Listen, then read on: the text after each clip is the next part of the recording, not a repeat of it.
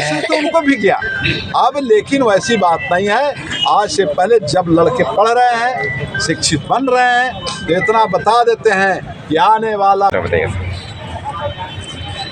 आज जो आप ये प्रोग्राम के बारे में पूछ रहे हैं, तो ये प्रोग्राम भारत के संविधान के निर्माण करने वाले दलितों, पिछड़ों, अल्पसंख्यकों और महिलाओं के जो इस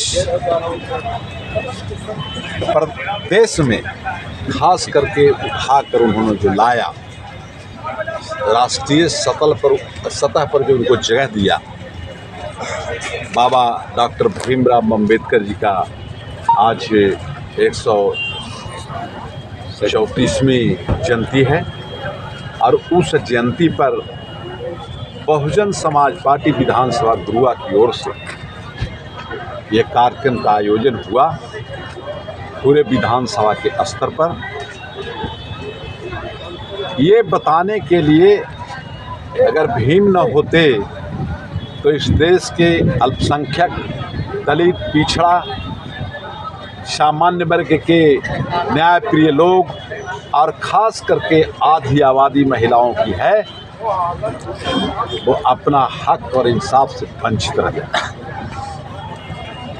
जब उतना उन्होंने किया और संविधान बनाने के बाद और जो शासन में लोग आए, शासन में आने के बाद उनके संविधान पर, बनाए हुए संविधान पर अमल नहीं किया, न दलितों को हक मिला, न पिछड़ों को हक मिला, न अल्पसंख्यकों को हक मिला, और आज भी महिलाएं कटघरे में कैद हैं।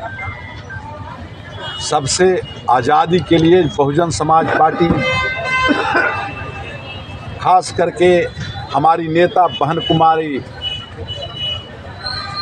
मायावती जी ने जिसकी लड़ाई लड़ी और बाबा साहब के निशान को आज तक वो बहुजन समाज पार्टी जिंदा इस देश में किया। क्योंकि आप जानते हैं कि पॉलिटिकल चुनाव चिन्ह जो था वो बाबा साहब का हाथी था। बहुत लोगों ने कोशिश किया, लेकिन आज भी बहुजन समाज पार्टी इस देश के पटल पर सबसे पहले उनका दिया गया चिन्ह को अपनाकर देश के पैमाने पर राष्ट्रीय पार्टी बनाकर और दलित, पिछड़ा, मुसलमान, अल्पसंख्यक महिलाओं के हितों की रक्षा के लिए रोड पर संघर्ष कर रहा है। और उसी आह्वान में ये बताने के लिए कि बाबा साहब हमारे आइकॉन हैं और उनके सिद्धांत को इस देश के पॉलिटिकल पार्टी के लोग लागू नहीं करना चाहते हैं, हमारे लोगों को ठग रहे हैं। हम वही अपने लोगों को बताने के लिए आए थे कि ठगाने की ज़रूरत नहीं है। आज डॉक्टर भीमराव अम्बेडकर की जयंती है। इस देश के सभी पॉलिटिकल पार्टी के लोग और जो आपको हक और इंसाफ से वंचित रख रहे हैं, बाबा साहब के गले में माला देंगे और उनके मुंह पर ताला लगा देंगे। माला तो पहना देंगे, लेकिन उनका सिद्धांत है उसको दफनाने का काम करेंगे। बहुजन समाज पार्टी खास करके इसकी शुरुआत पूरे देश में जो किए हुए है, वो तूफान के तरह गुरुआ विधानसभा से उसको आगे बढ़ाने का काम करेगा। अंतिम संदेश क्या देना चाहिए? संदेश हम देना चाहते हैं कि आप अपने कुव्वत से जो बाबा साहब ने एक मत देने का अधिकार दिया, उस अधिकार का प्रयोग कीजिए। बहुत लोग कहते हैं आंदोलन बहन जी संविधान के अनुसार चलती है, क्योंकि वो बाबा साहब की फॉलोअर हैं। बहुजन समाज पार्टी के कार्यकर्ता बाबा साहब के सिद्धांत में आस्था और निष्ठा रखते हैं, हमारी माननीय नेता भी रखती हैं। तो संविधान के दायरे में रह के कुछ करने की ज़रूरत नहीं है। 5 साल में एक बार आपको एक मत देने का अधिकार मिला है, महिला, पुरुष, अल्पसंख्यक, पिछड़ा सबको।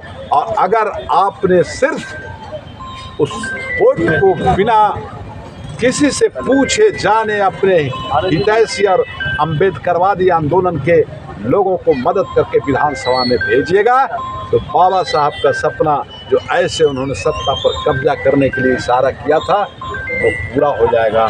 और जिस दिन बाबा साहब का सपना पूरा होगा, इस देश के दलित, पिछड़ा, मुसलमान, अल्पसंख्यक, खास करके जो सामान्य वर्ग के न्याय प्रिय लोग हैं और खास करके आधी आबादी जो महिला है उसको इंसाफ मिल जाएगा।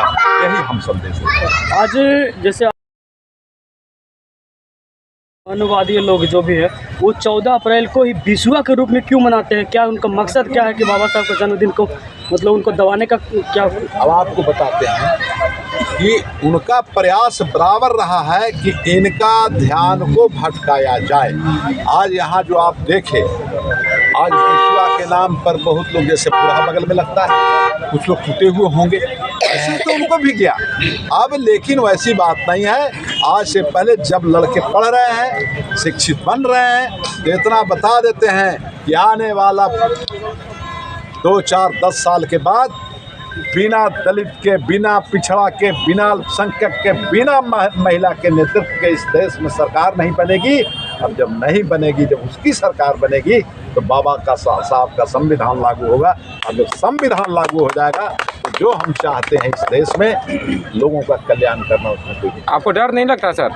अच्छा, बाबा साहब ने तो कहा कि लोकतंत्र में बोलने का अधिकार उन्होंने हमको दे दिया है, वोट देने का अधिकार दे दिया है, और डर के क्या बात है?